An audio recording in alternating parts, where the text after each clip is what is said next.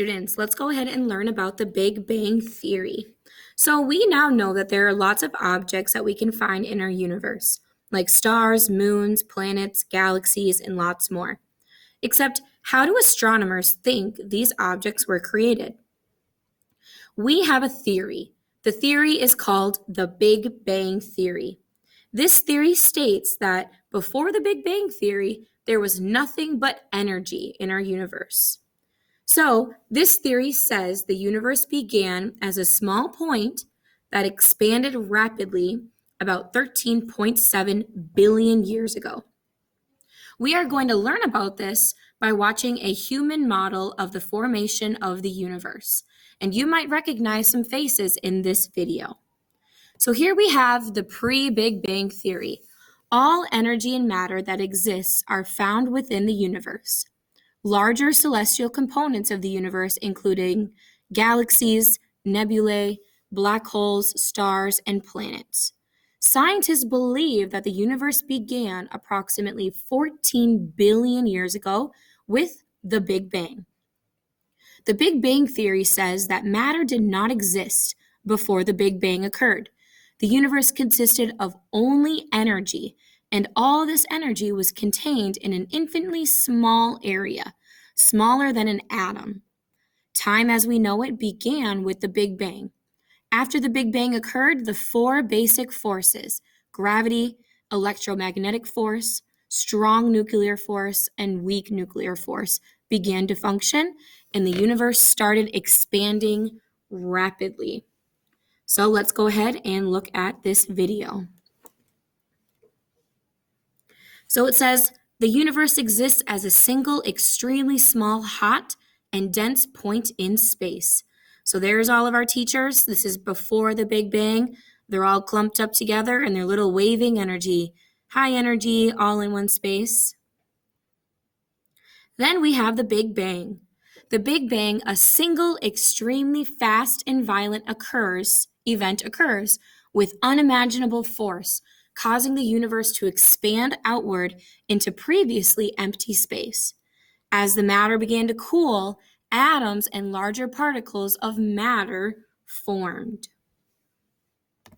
So here we go. We're going to watch the Big Bang.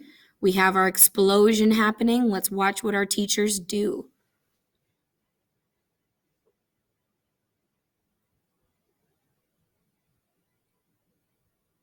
So here we go. There's all of our energy in now the Big Bang happened.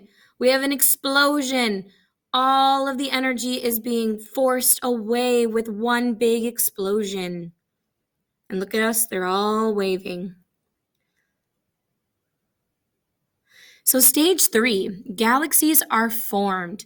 Due to gravitational force, particles with greater mass attract nearby smaller particles, forming dense groupings of matter known as galaxies. So gravity is going to pull them together. So let's watch the groupings happen.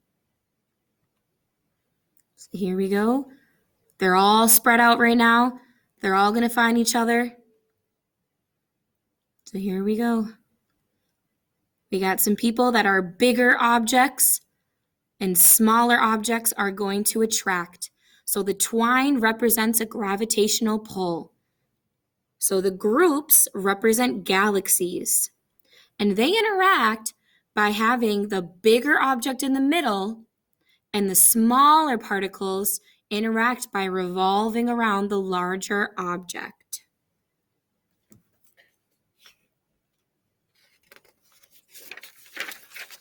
So now they're pushing away, creating more space in between the galaxies.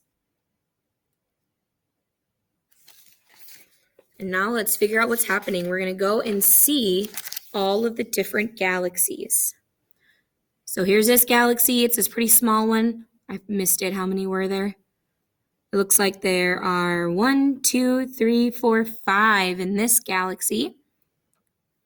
Oh, there's only one in this one, the Whirlpool galaxy. There she is, Miss Tessman. All right, we got a bigger galaxy. This one has 4 people.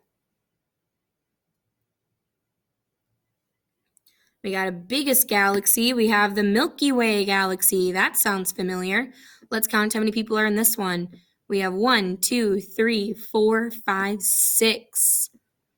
That's a really big galaxy. So we are looking at the grouping of teachers, and they're going to pretend that they're students. The groupings of teachers/students represent the galaxies. So the universe is expanding.